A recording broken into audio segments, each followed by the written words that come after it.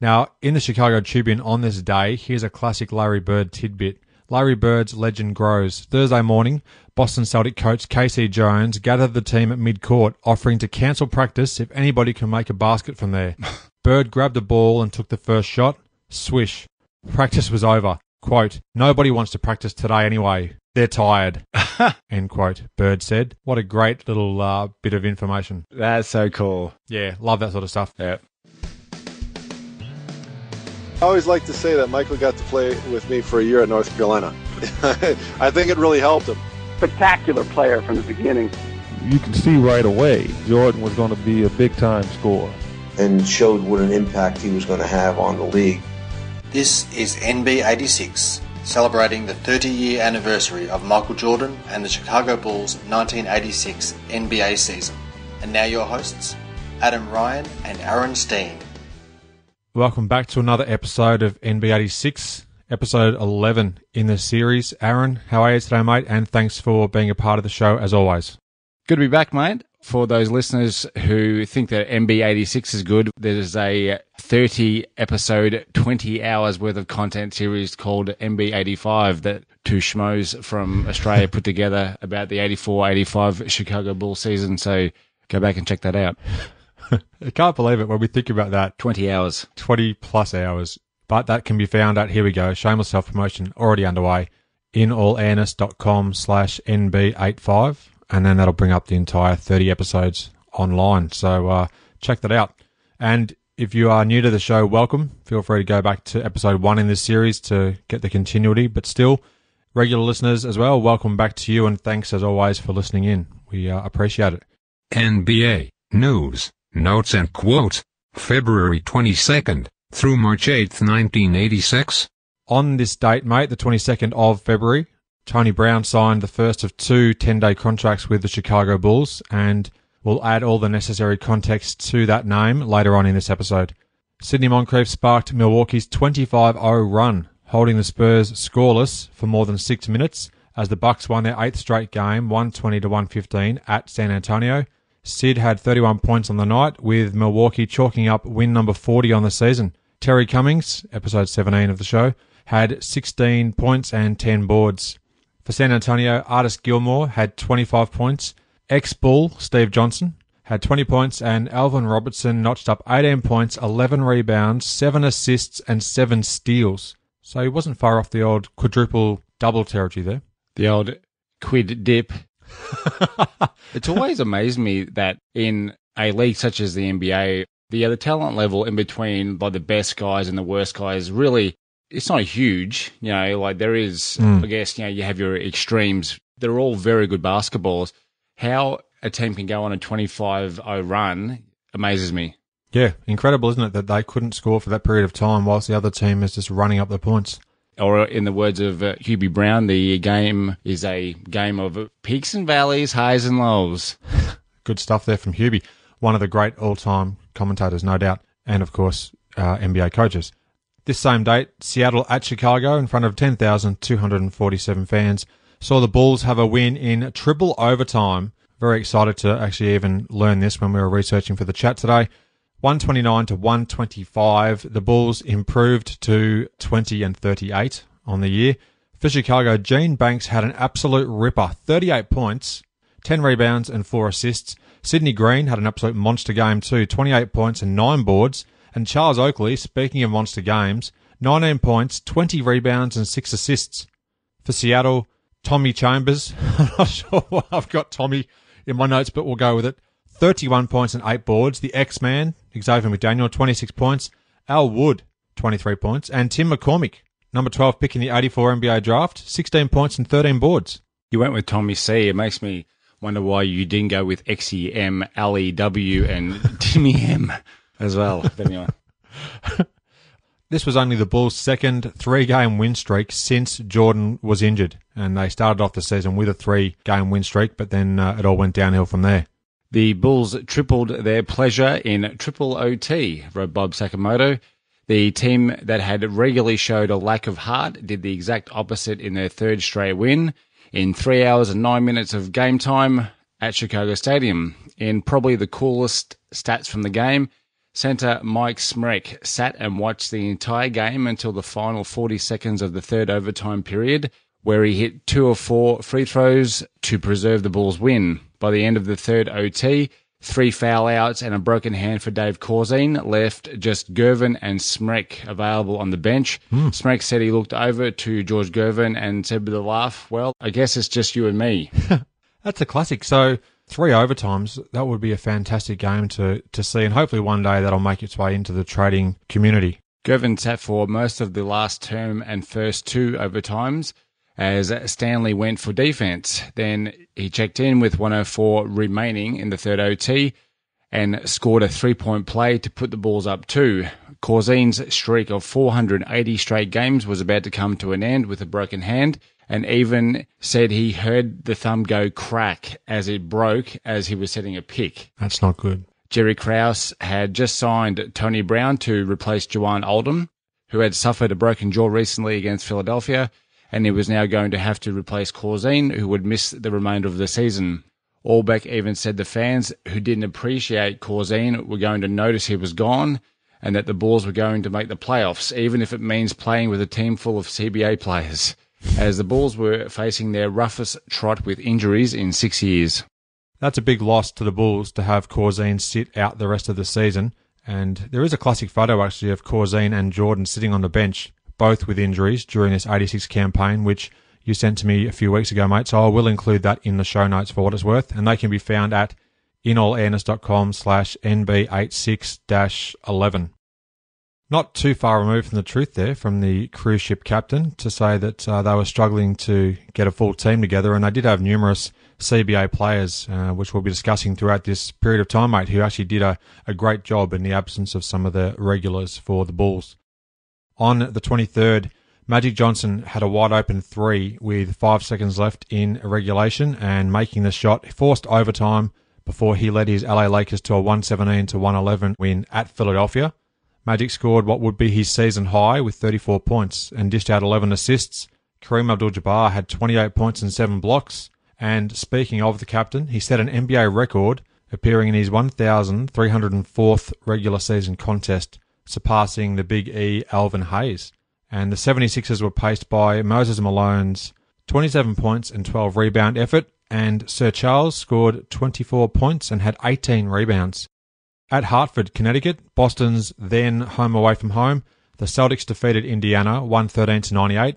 Larry led the 43-11 Celtics with 30 points, 11 rebounds, 12 assists and 4 steals. Robert Parrish had 27 points and 15 boards.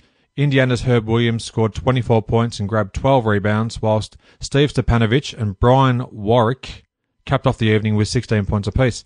Now, I'd never heard Warwick's name mentioned prior to this game recap, so I felt compelled to visit the great basketballreference.com and discovered he was the number 25 overall pick in the 82 NBA draft, and he had previously played for Washington, the Clippers, and Milwaukee Bucks. This would be his final NBA season, and he had a career high of 18 points. Dave Corzine had just learned how to play Janis Joplin's Me and Bobby McGee on the guitar, and the calluses he had developed from playing were about to go to waste with a broken hand. As his teammates headed east to play the Pistons, Corzine was back at his lakefront apartment playing a computer game. Wow. Computer games in the mid-80s. Commodore 64 era, that sort of stuff. Yep. Corzine's last 6 games netted him averages of 14.7 points, 8 rebounds and 2.5 blocks. And he even said he hasn't been booed as much at Chicago Stadium of late. That's disappointing to hear he had to say that. Jerry Krause was hoping to get Bulls' 4th-round pick Mike Brown over from Italy to replace the injured NB86 favourite in the lineup. Episode 62 on the podcast, inallairness.com/62, Mike Brown. The Hawks enjoyed their first victory over the LA Lakers in more than 5 years, winning 102-93 before a packed house at the Omni in Atlanta. Rookie Spud Webb from North Carolina State had then career highs of 23 points and 13 assists, including 2 dunks that delighted the home crowd. Dominique Wilkins led all scorers with 33, and Kevin Willis had 16 points and 18 rebounds. The Lakers' main scoring punch was supplied by Magic Johnson, Maurice Lucas and Kareem Abdul-Jabbar with 23, 23 and 22 points respectively, and in front of an alleged crowd of 1,711 fans. Now that's according to the Tribune. However, 4,340 fans, according to basketballreference.com. So I'm torn there, Natalie Imbruglia style. At Washington's Capitol Center, the Bullets were 99-89 winners over the visiting Nets of New Jersey. The Nets' leading scorer was Mike Jaminski with 19, and the Bullets were led by Jeff Malone's 25 points and Jeff Ruland, episode 45 of the show, 23 points, 9 rebounds, and 6 assist effort. Even the higher figure of 4,340 fans isn't exactly what you'd call magnificent. Less than flattering. Same day, Chicago at Detroit, in front of 15,796, saw the Pistons win by 10 points, 110-100. The Bulls dropped to 20-39. The leading scorers for Chicago, George Gervin had 26 points, Sid Green, another great game, 22 points and 12 rebounds, and Charles Oakley, 13 points and 12 boards. That's a name you're going to be hearing plenty in this episode, Charles Oakley. For Detroit, Kelly Tripucka had an absolute monster with 41 points. Zeke had 33 points and 7 assists, and Bill Laimbeer, 20 points and 15 boards. Kyle Style Macy pointed out the Bulls didn't have enough players before the game to run a layup line properly and actually had to cut it short to conserve energy. That paints a picture for you. Really does. The Bulls dressed 9 players and trailed by only 5 midway through the fourth before the Stars, who did dress for Detroit, took the game away from them. I like that. The Tribune's News, Notes and Nonsense referenced a Miller Lite commercial on this same date, the 25th, starring the retired Bob Bigfoot Lanier and his size 19 feet. Now, you're probably thinking, why would this even matter? Well, there was a new kid with large feet on the block, none other than future 4-time NBA champion, 3 of which with the Chicago Bulls, Will Perdue, who rocked 21 no, I'm not stuttering, shoes, who played centre at Vanderbilt. So maybe you could just say 21 and 7 A's, probably now I think about it. The New Jersey Nets' Michael Ray Richardson became the NBA's first active player to be banned for drug abuse. This after he tested positive for cocaine for the 3rd time in 2 years. February 24 at Washington was ultimately his final NBA game. He scored 16 points, amassing more than 8,000 points throughout his career. He'd yet to turn 31 years old at the time of this permanent ban. Going back to Will Perdue, you know what they say about guys who have big feet, don't you? They have size 21 A shoes. A. Boston at New York easily accounted for the Knicks, 91-74. Another Larry Bird triple-double, which was his 5th in his last 8 games. Incredible. 24 points, 18 rebounds, and 13 assists, so fantastic numbers. The Celtics moved to 44-11. Parrish and Walton both had double-doubles. Bill had 15 points and 14 rebounds in just 27 minutes. The Knicks' main man was franchise cornerstone Patrick Ewing, who had 16 points and 6 boards. The next highest scorer was Gerald Wilkins with just 11 points. Entering that night's game versus Philadelphia, Chicago's Charles Oakley was averaging 17 points and 12 rebounds in 34 minutes per game in the last 13 games he played. Speaking of that night's game, Philadelphia at Chicago in front of 11,247, so a pretty lowly crowd yet again. The 76ers won the game 122-108, and the Bulls were 20-40. Remarkable. Now for Chicago, Charles Oakley, 31 points and 13 rebounds. Michael Holton, 21 points, 5 rebounds and 4 assists. And Tony Brown, 15 points, 5 rebounds and 4 assists. And for Philadelphia, Moses Malone, 42 points, 15 rebounds, 7 blocks. Charles Barkley, 30 points, 15 boards, 5 assists, 4 steals and 2 blocks. It's all happening. Now, Tony Brown, as I alluded to at the start of this episode, he was born in Chicago, played his high school ball at Farragut Academy, Kevin Garnett's stomping ground.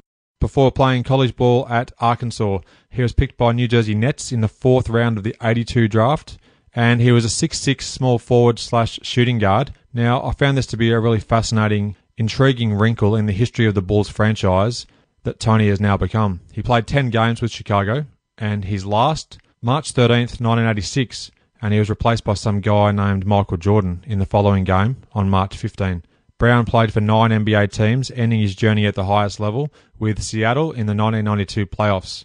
And as we like to allude to often, mate, basketballreference.com is just an absolutely wonderful site. The research that I do for this episode would not be possible without the incredible array of information that you can get from that site. Here. And Tony Brown is actually back in the news at the moment, trying to re-enter the NBA as an assistant coach with the Washington Wizards. Yeah, you mentioned that to me a few days ago, so it's great to see that he is still around the association some 30 years later. Phoenix at Denver were no match for the Nuggets. Alex English torched the Suns to the tune of 41 points. Fat Lever had a typically Fat Lever-esque performance. Is that even possible? 9 points, 7 rebounds and 9 assists. And Phoenix's scoring punch came from Larry Nance, who had 27 points. Hashtag Fat Love. Just when the Bulls were ready to make a late run in this one, Moses laid down the law. His commandment, thou shalt not steal from the Philadelphia 76ers. Trailing by as much as 22, the Bulls got it to 110-104 with just under 3 minutes to play. 4 points and a block on Charles Oakley by Moses put paid to the comeback from a Chicago team that was playing with far less talent than the team early on in the season, but also with a lot more grit and determination. The CBA recruits Michael Holton and Tony Brown combined for 36 points, 10 rebounds and 8 assists. And rookie Charles Oakley put in a superb performance also. Coach Allbeck was again ejected from a game, this time in the second quarter. Very passionate coach, though. So in one way, I actually am happy to see that he was getting fired up. Of course, you've got to temper that somewhat with the fact that he's getting thrown out of games. Makes you wonder if, before he turned grey, if he was a redhead. Could well have been, mate. In off-court news, Dr. Heffron made comment that Jordan, who would be the injection of talent that the Bulls sorely needed, could be back by April. At last, an overestimation on the return date of MJ. Unreal, hey? Also, Orlando Woolridge was due to return the upcoming Friday versus Cleveland. Keywords due to return, but we'll get to that. The visiting San Antonio Spurs were no contest for Boston, who won the game 120-100 and improved to 45-11 on the year. Mike Mitchell led San Antonio with 16 points. 6 Celtics had double-figure scoring, led by Parrish's 27 points and 10 rebounds. Larry Bird had 22 points, 9 rebounds, 9 assists and 4 steals, so missed out on another triple-double. This was the Celtics' first home appearance since February the 5th, which was quite interesting. With their 129-109 home win versus Cleveland, Atlanta chalked up their 34th win of the season, matching their win total for the entire 84-85 campaign. This 86 season marked the first of 4 straight 50-plus wins for the Hawks. Yes, I did chat with their coach, the legendary Mike Fratello, episode 32 of the podcast. Spud Webb continued his purple patch with 22 points and eclipsed his recently set assist mark with 15. Adam, do you like marshmallows? No. 1992 playoffs, Chicago at Cleveland, game 6, I want to say. Pre-game NBC segment there. Good stuff all around. We actually referred to that in a previous episode of the show that we did about our favourite NBA commentators, now I think about it too. And the audio of that is in that episode. For the life of me, I don't know what episode it was. All right. In Detroit, the Pistons won their 9th straight game, 111-104 versus the LA Clippers. Kelly Shapuka had 30 points for the victors, whilst Big Ben, Benoit Benjamin, led the Clippers with 20 points and 13 rebounds. Second-year man Michael Cage ripped down 10 rebounds in just 17 minutes of action.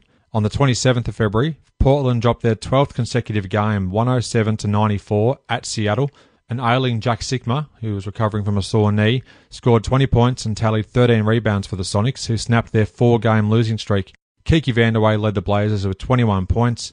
This was Portland's second longest losing streak in franchise history, also the longest such streak in the NBA to date in the 86 season.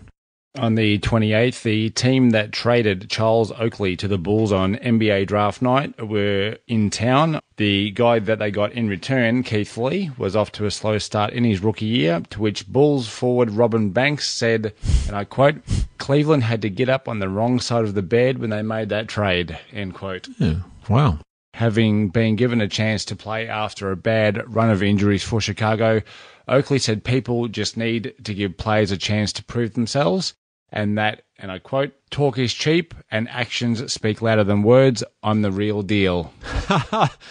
Oak tree. I love that. Laying down some roots in Chicago. That could be taken the wrong way.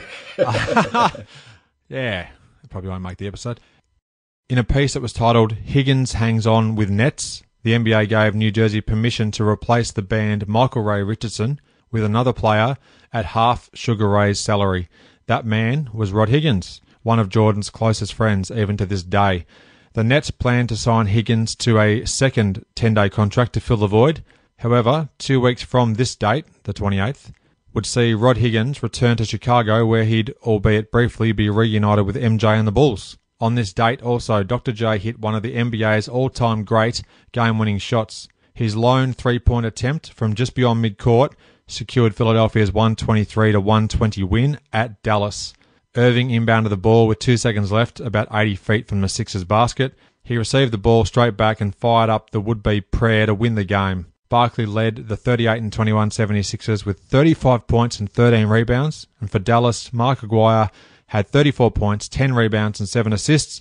And Rolando Blackman, episode 70 of the podcast, had 29 points for the 29-29 Mavericks. We should have another overtime game unless there's a major foul up on the part of the Dallas Mavericks. Julius will get the last try off from just beyond half court. He got it! A three-pointer! Julius Irving has won the game! Do you believe that? At Boston, the visiting LA Clippers were no match for the Celtics, who steamrolled to a 124-108 win and a 46-11 record. Marcus Johnson had 24 points for the Clips, whilst Parrish, McHale and DJ all had 20-plus points. Larry Bird was phenomenal with yet another triple-double, 20 points, 13 rebounds and 12 assists. Detroit's 10th straight win set a franchise record as they won at home 115-103 versus Atlanta. Entering that night's game versus Cleveland, Chicago was 4 games behind the Cavaliers for the 8th and final spot in the Eastern Conference playoff race. That game at Chicago Stadium was in front of 17,483 fans, so a great crowd, and they saw the Bulls win 116-96 and improve to 21-40 on the year. For Chicago, Gervin had 26 points, Sid Green 17 points, 11 rebounds, Gene Banks 16 points, 8 rebounds and 7 assists, so a super game there from him, and Charles Oakley 15 points and 14 rebounds, and Michael Holton had 15 points. For Cleveland, Mel Turpin 18 points and 10 rebounds, Roy Hinson had 17 points, and Dirk Minifield 16 points and 7 assists. Now, a quick intriguing tidbit about this date. The Green Bay Packers defeated the Chicago Bears 42-40 at Chicago Stadium. And Aaron, I'm sure you're about to elaborate further on this in just a moment. February's player of the month was Larry Bird of Boston, unsurprisingly. 27.4 points, 12.9 boards, 8.1 assists and 1.9 steals a game as the Celtics went 11-3 for the month of February. March 1st, George Gervin came off the bench late in the game to score 7 points to snuff out any hope of a Cavs comeback in this one. The Bulls led by as much as 27 in the third term, but Cleveland were able to pull it back to 96-87 halfway through the fourth when the Iceman cometh. A 16-2 run in the second term achieved a double-digit lead that the Bulls would maintain throughout the second half. The great crowd of 17,483 was at the stadium to watch the Chicago Bears play the Green Bay Packers in a game of basketball, but were instead treated by a dominating performance by the Bulls.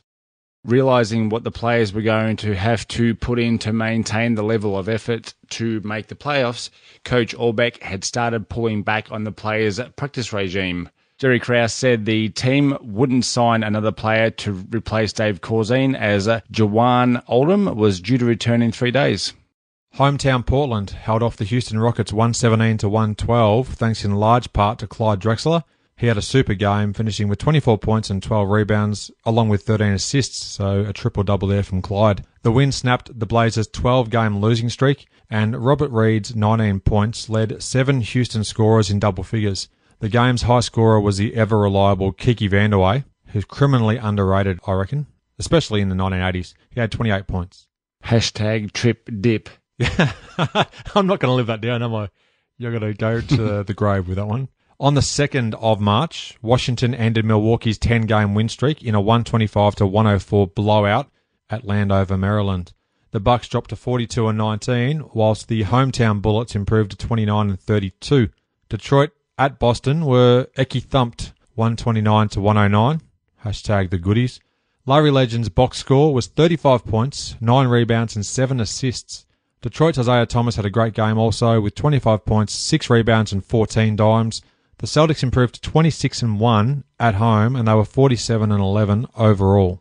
And this from the heard it once and never ever heard it again during his career. TNT's John Andres dubbed rookie Charles Oakley a point centre. Wow. In saying that he distributes the ball so well. Okay, well, he certainly did pass the ball well, particularly when he was down low. Point centre, there you go. In the news, notes and nonsense of the Tribune on the 3rd of March, we were treated to this gem, mate, from the then 76ers GM, Pat Williams, who referred to Charles Barkley's body type when he was a rookie. Charles was so fat, he fell down and rocked himself to sleep trying to get up. So I thought that was pretty entertaining stuff there. There were 3 games on the NBA slate on this day, and the standout was Dallas's 139-138 double overtime affair at Phoenix. Mark acquired 42 points to go along with 8 rebounds. Rolando Blackman also played a great game, adding 32 points, and he had a dunk with 8 seconds left in the second overtime that gave his Mavs the win. He actually forced the second overtime by hitting 2 free throws late in the first OT, reminiscent of the 87 All-Star game in some respects. Long-armed Sam Perkins had 17 points, 11 rebounds, 3 assists, 2 steals and 3 blocks. So good stuff there from Sam. And for the 24 and 36 Suns, Jay Humphries played a game-high 53 minutes and dropped 22 points and chalked up 7 rebounds and 12 assists for good measure. Walter Davis led all Phoenix scorers with 31 points. On the following day, Bob Sakamoto said if you're into mismatches and one-sided affairs, Chicago Stadium is the place for you as the depleted Bulls take on the Boston Celtics. Stan Alback even took a little joy in a quote from the reigning 2-time MVP Larry Bird, who said, "When I get bored, I just go for triple doubles." That's great. I've also got a little tidbit about Larry coming up as well, so that's a great lead-in too. At this time, Larry was among the statistical leaders in 5 categories, the only player in the NBA to do so. In other news, Bulls assistant Murray Moccasin Arnold was being considered for the open coaching spot at Florida State. I did see that in the Tribune. Had a nice photo of him too, a little close-up. And also in this day's Chicago Tribune, Charles Oakley was named February's NBA Rookie of the Month with averages of 17.8 points and 12.6 rebounds, and he started 9 out of 14 games. Now, I didn't find the Rookie of the Month winners for the previous months, but I thought because this was Chicago-based, we'd mention it. Boston at Chicago. We just talked about this, mate. At Chicago Stadium, in front of 14,172, the Boston Celtics were too good for the Bulls, 106-94. Chicago were 21-41. And for Chicago, the aforementioned Charles Oakley, 22 points and 10 rebounds. Mike Schmeck had a great game, 15 points and 11 boards. And Michael Holton, 10 points and 5 assists for the 48-11 Celtics. Mikhail had 23 points, Robert the Chief Parrish had 18 points and 11 boards, and Larry Bird, 15 points, 9 rebounds and 6 assists. Orlando Warriors did not play as he made, and I quote, an unexpected trip to New York to see his agent, end quote. The most recent game Orlando had played, February 19 at New Jersey, he wouldn't return to the Bulls lineup until March the 7th versus Atlanta. An undermanned Bulls team played like overachievers for 3 quarters against the mighty Celtics. The Celts pounded the Bulls inside with an incredible 33 offensive rebounds. Wow. And a Bulls 16-2 run in the second term had the game tied at 52 at the half. Chicago suffered another injury as Robin Banks copped a finger in the eye, but expected to play in the Bulls' next game after the doctor told him to take some medication and wait and see. Pun intended. I like the Robin Banks copped. You got a cop play on words with Robin Banks. Anyhow, yep. I'm reading too much into that. I like that, mate. Well played. At Madison Square Garden, New York smashed Washington 119-83. This was just the second win in 13 games for the struggling Knicks. Pat Ewing had 18 points in limited minutes, and Darren Day had 22 points for the Bullets. In Atlanta, fans were treated to an entertaining game as their Hawks defeated Philadelphia 128-121. Neek had 32 points and Glenn Doc Rivers set a Hawks record with 21 assists. Moses Malone led the 76ers with 35 points. Even before we started this NB series, I was a fan of Orlando Woolridge, and my love for him as a player has only risen since learning more about him. The 1986 season was his last as a Bull, and I've often wondered about his exit from Chicago.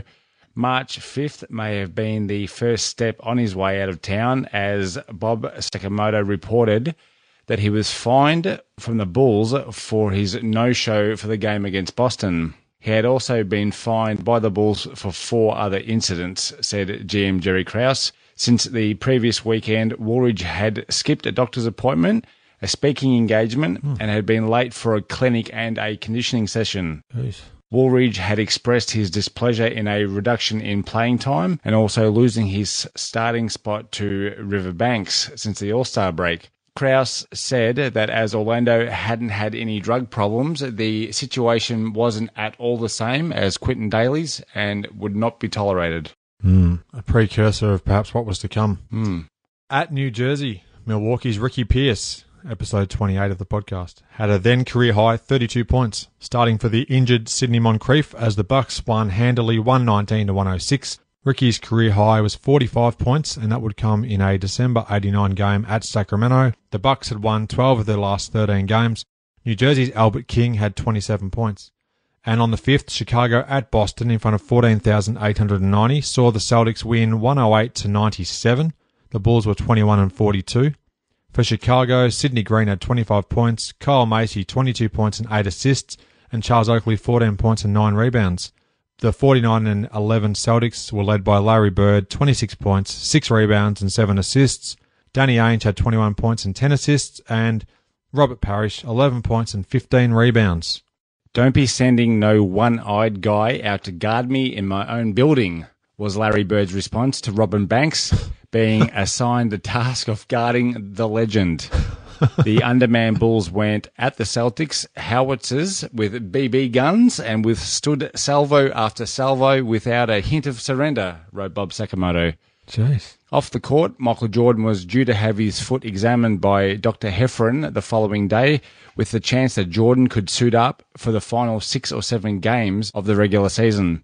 Orlando Woolridge's agent, Larry Fleischer, claimed that it was personal problems and mental stress which caused his absence from 2 games. Fleischer also said that owner Jerry Reinsdorf wants to make Woolridge a Bull for life and didn't expect Orlando's AWOL performance to affect negotiations. It was widely known that Orlando was a me-first kind of player, and Jerry Krause added that team result-based incentives could be added to any contract that Woolridge signs. So plenty happening there. Now, also on the 6th of March, Magic Johnson saved his LA Lakers, hitting a hook shot with 3 seconds left at Golden State as LA held on to win 112-111. Magic led the Lakers with 30 points and 14 assists, and for the Warriors, Joe Barry Carroll starred with 30 points and 10 rebounds, and Terry Teagle, Purvis Short, and Sleepy Floyd each had 20+. On the 7th, for a 7th consecutive season, Boston registered their 50th win as a franchise, this time in a 115-108 decision over the visiting New York Knicks. It was the Knicks' 13th loss in 15 games. Rory Sparrows, 17 points, led the Ewingless New Yorkers. The 50-11 Celtics high man was Kevin McHale with 20 points. On the same date, Atlanta at Chicago in front of 12,022 fans saw the Hawks defeat the Bulls 112-108. Chicago dropped to 21-43. George Gervin starred with 37 points, Kyle Macy had 14 points and 7 assists, and Charles Oakley and Jawan Oldham had 9 rebounds apiece. For Atlanta, Dominic Wilkins was a man possessed with 42 points, 7 rebounds and 3 steals. Kevin Willis had 19 points and 21 rebounds, and John Koncak, 12 points and 11 rebounds. Bob Sakamoto's headline said it all, crucial play turns green red. I like it. Nice work there from Bob. Sidney Green had a dunk blocked and missed a crucial free throw with the game on the line in this one. Down 1 with 34 seconds left. Green's two-handed dunk attempt was amazingly stuffed by John Contract. Then down 3 with 6 seconds left. Now, hang with me on this one. Kyle Macy intentionally missed his second free throw after making the first and bringing the lead back to 2. Sid Green corralled the offensive board, as would have been the plan, and was fouled by Koncak. Going to the line, he missed the first attempt and then intentionally missed the second free throw, but hit nothing but backboard, resulting in a turnover. Oh, yeah, that's frustrating. You would be livid as a teammate to see that happen. Dog's breakfast by the red-faced Green. The Bulls led by as much as 17 in the second period. Also, Juwan Oldham re-injured his broken cheekbone on a rebound attempt. Dr. Heffron said it appeared as though he had broken the bone in the exact same spot as he did on Feb 17 versus Philadelphia. Ouch. That's adding insult to an already injured injury. Not good at all there for Juwan. Bad luck indeed. Now, in the Chicago Tribune on this day, here's a classic Larry Bird tidbit. Larry Bird's legend grows. Thursday morning, Boston Celtic coach Casey Jones gathered the team at mid-court, offering to cancel practice if anybody can make a basket from there. Bird grabbed a ball and took the first shot. Swish. Practice was over. Quote, "Nobody wants to practice today anyway. They're tired."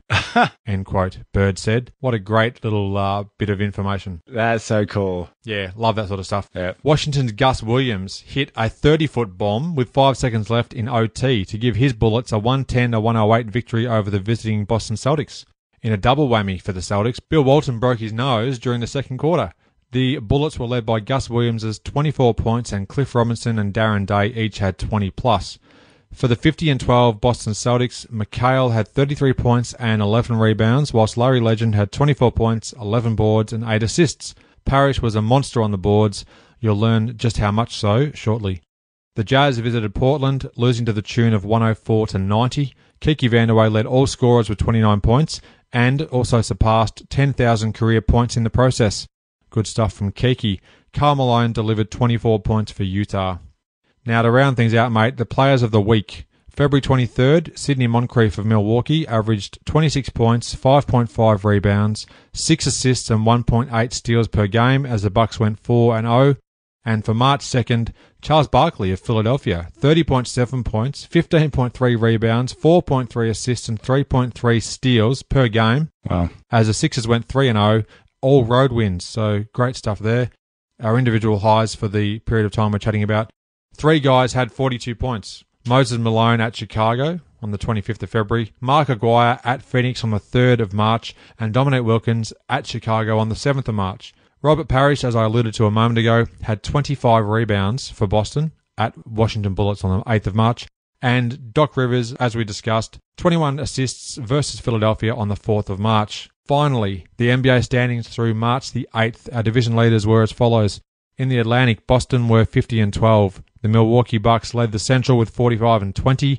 In the Midwest, Houston were 40-24. In the Pacific, the Lakers were 47-16. The Bulls were 21-43 at this stage. They went 2-5 during this block of games. And Golden State were 21-45. So they're only 2 losses worse than the Bulls. Interesting to note. That brings us to the end of this episode. Thanks again for being a part of the show, mate. Would you like to add anything before we finish this episode?